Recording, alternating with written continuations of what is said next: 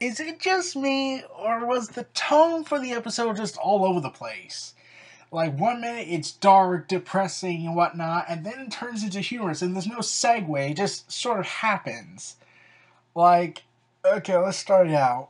Following a nightmare of fighting the daughters of Aku again, Jack wakes up from the snow. Having survived the fall into the valley, soon enough he finds a trail of blood that leads him to Aisha's body, seemingly dead on impact. Jack hallucinates that a murder of crows is taunting him for killing real humans, and he eventually snaps after saying, "They chose the path!" And however, Aisha survives, which begs the question, wait, I know one of the daughters' necks was snapped, but didn't the other one also fall? Shouldn't she also be alive? And yeah, I was confused by that. They need to explain what happened to the other one, since there should technically be two survivors unless she got stabbed by a tree.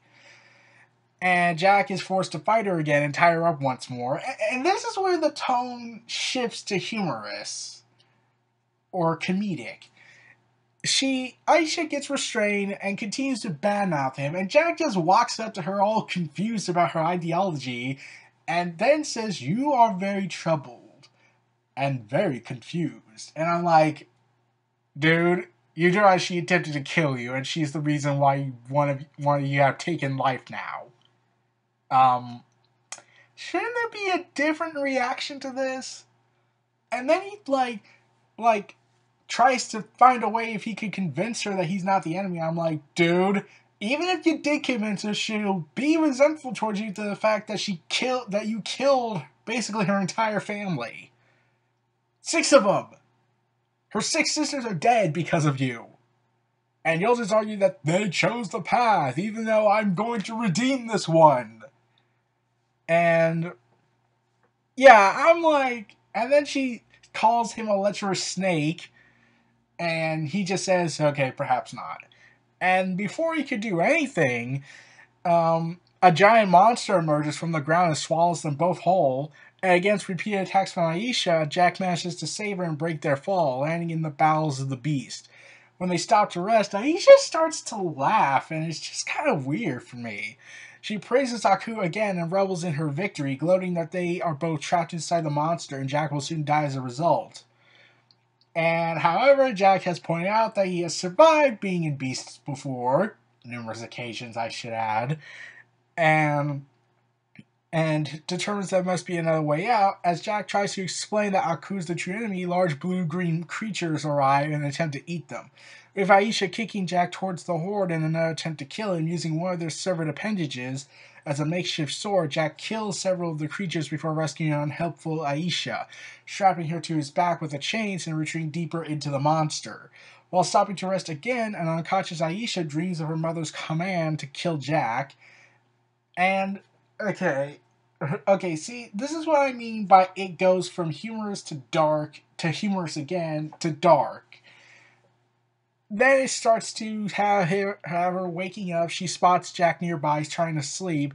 And a small puffball creature appears before Jack and tries to convince him to escape without Aisha, believing she is only evil.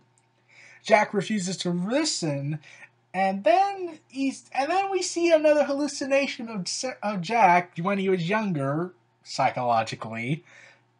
And Jack starts to argue with him. Aisha just looks on confused, like the audience most likely is, due to the weird tonal shift. And while Jack argues with himself to Aisha's confusion, she is kidnapped by a red crab-like creature, and there was no music. And here's the weird thing that happened. Jack's hallucination points this out. And that's confusing. Is that a plot hole, or are they going to explain that? Because wouldn't the hallucination see only what Jack sees, and they just assume that Aisha is just still trapped there, but instead the hallucination points this out that, oh yeah, she's gone. And the hallucination just smiles, saying, well, that's that. Let's go. Let's get out of here. And Jack says no, and grabs a makeshift mace off the monster's body, and then the hallucination grows and say, "Oh, you're going to rescue her again, aren't you?" And Okay. I know what. Okay, are we supposed to take Jack's hallucination serious this time? Like, it starts out like we're taking it serious, then the hallucination starts to act a little like a comedian selfish asshole. And yeah, I'm confused with the tonal shift. And after Jack kills the creature that abducted Aisha and brings her back, she says she would rather be the creature's excrement than be grateful for the rescue again. And the small puffball from before asked Jack if he was expecting a hug and a kiss. And I'm like, oh god, they're really doing that. They're really going there.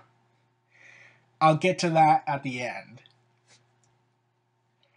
And okay, then it goes back to being dark as Jack presses onward. Aisha continues to rap about his inevitable demise while singing praise for Aku. And after he has had enough, he once again tries and fails to reason with her before being forced to take shelter from a hail of needles.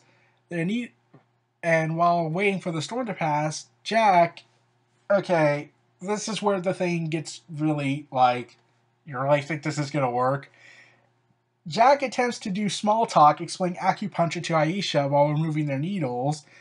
And this goes on for like 2 minutes and is very noticeable because, let's see, Jack's trying to reason with her and she's just glaring at him with death in her eyes.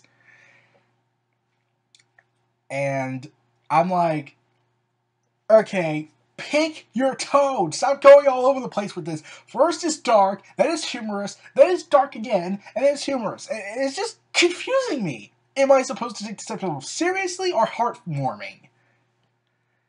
And yeah, Jack then eventually, after hiding from the centipede-like creatures, Jack takes the pieces of a discarded exoskeleton as a makeshift armor, much to Aisha's disgust, which he takes as a compliment.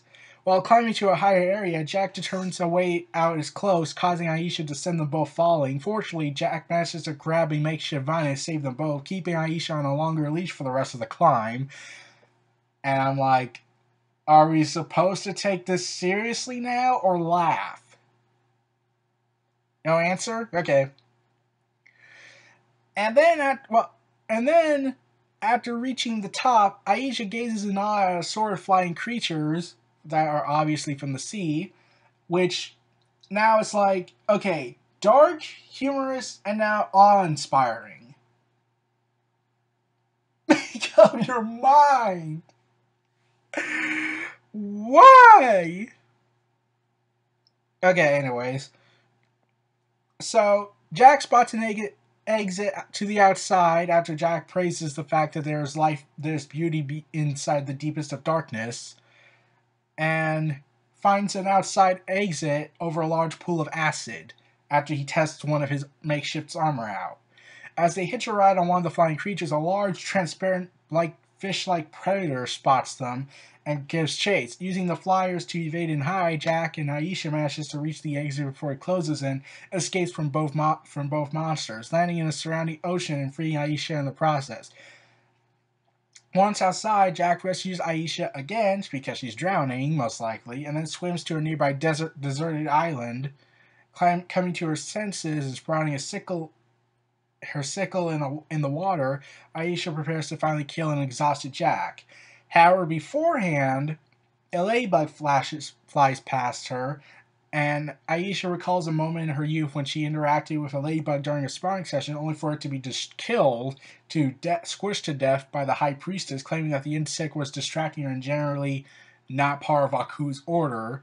And as Jack interacts with the ladybug in a more harmless manner, Aisha starts to have that sentence repeat in her head again, not part of Aku's order. She drops her sickle after remembering her mother's words. Finally convinced that Jack is not her enemy, at least for now. Aisha then meditates on the island with Jack, albeit from a distance, quote, making peace with her enemy. Now, some people might say this was a little rushed in terms of how it took a ladybug not being destroyed by Jack to prove that Jack's not the enemy, even though he has saved her multiple times, has not attempted to kill her, even though he really could have at multiple occasions. And yeah, this episode, while good, it just confused me with its tone.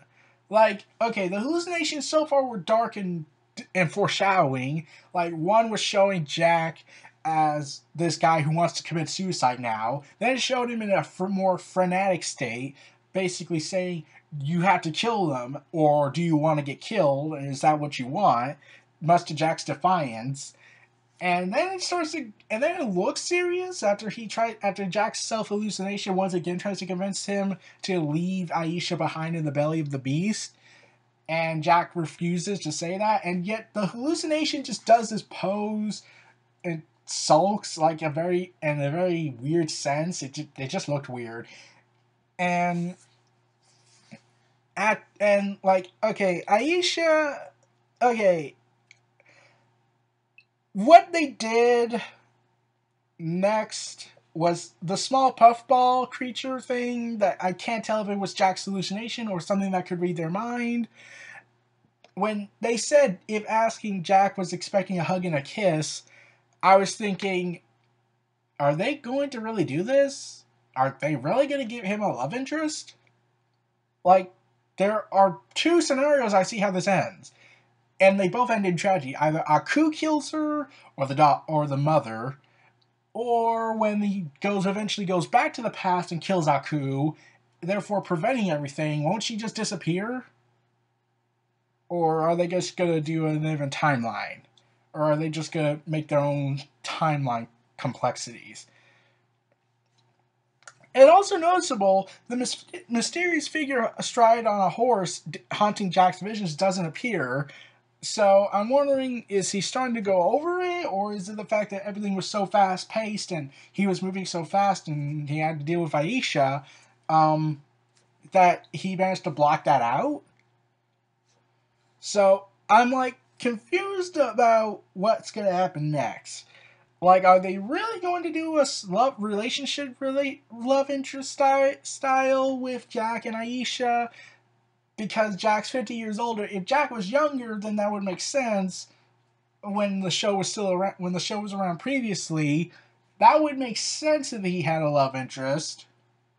But now, since he's like, I don't know, I'm going to guess in his... they never really gave a defining age for him. I could say, like, maybe in his 70s psychologically. And she's, like, around Jack's younger youth age. Wouldn't that be a little weird for some people? Like, I'm pretty sure Twilight's still on everybody's minds when it comes to, oh, the character's way older than expected in mental reasoning. And yet, looks like he's a teenage boy. Oh, what? And then they make the excuse age is just a number. I don't feel like repeating Renegade Cut's stuff about that. That leads out to the Renegade Cut and Leon Thomas. But, yeah, I'm trying to wonder... Wait, okay, hold on. How does the hallucination know that Aisha's gone? Like I said, wouldn't it be possible that the hallucination might be becoming more physically manifestive? Because it's starting to notice things that the real Jack doesn't seem to notice. Like, wouldn't it be the same result? Like, Jack sees only what he sees, and therefore the hallucination only sees what Jack sees? Like, with that... Like, that only is the only rational explanation I could come up with. Unless Jack's mental state has reached a level where now that the hallucination is becoming more of its own identity. I don't know how to explain that because I'm no psychological expert on that, but I'm just making guesses. And, yeah, the fact that Jack is confused that there's people like Aisha... that Aisha is someone who serves Aku and praises him. What about all the bounty hunters that went after him? Like, it was excluding the machines because you can make the argument Aku's possessed them, but we're talking about the human or alien creatures that are bounty hunters. Wouldn't he know by now that there are people that worship Aku and fear him? And just saying that she's very troubled, I'm thinking, Yeah, when you're abused as a child and raised in nothing but Aku's this, Aku's that, Aku's everything, and say he's the reason the world's beautiful, and dismissing the samurai as the demon that destroys everything in his path, I think we can reason that she's probably not right in the head. And also being a child soldier. So I'm curious as to know where they're going to go with this, because I was suspecting that Jack and her would be a father-daughter relationship, but if they're really going with the romance part, they really have to make it work, or else it would just look really weird. And yeah, like I said, I liked the episode. It's just its tone was just all over the place. Like, it goes from dark, humorous, to awe-inspiring with the visuals, back to dark, and then back to humorous. And then finally goes back to dark and contemplation. So, yeah, I'm like wondering what's going on. Like, I hope this doesn't happen again, because this will really be confusing. It was originally scheduled to air on April 7th, however, it was replaced by an all-night marathon of the Season 3 premiere of Rick and Morty, and was delayed 1 week as a result, all part of an April Fool's Day joke. Okay. And last but not least, we got a preview for the next episode. And Aku finally gets back into action, saying he's now feeling like he found a way to get out of his pretty much molasses state, since everything's all slow for him and is torturing him since he got nothing to do, and now there's a resistant force trying to kill him. And we saw the return of the Scoutsman, now older, with a white beard and a cybernetic eye. Okay, just glad the Scoutsman's back, but I'm wondering, is he in the Resistant Force, or are we going to see him with Jack again? And for that matter, how is Jack and Aisha going to escape the small island? I mean, like, yeah, are they going to swim? Huh. But we'll have to find out for the next episode. So those were my thoughts on episode. Man, I keep getting confused with the Roman numerals. I'll just say episode 56, since technically that's what it is in overall series. And it's also the 4th episode of season 5, back to that. That was my thoughts on episode 4 season 5, or 56 overall. This was New Reality Entertainment. Feel free to like, comment, subscribe, and donate. Stay tuned for more.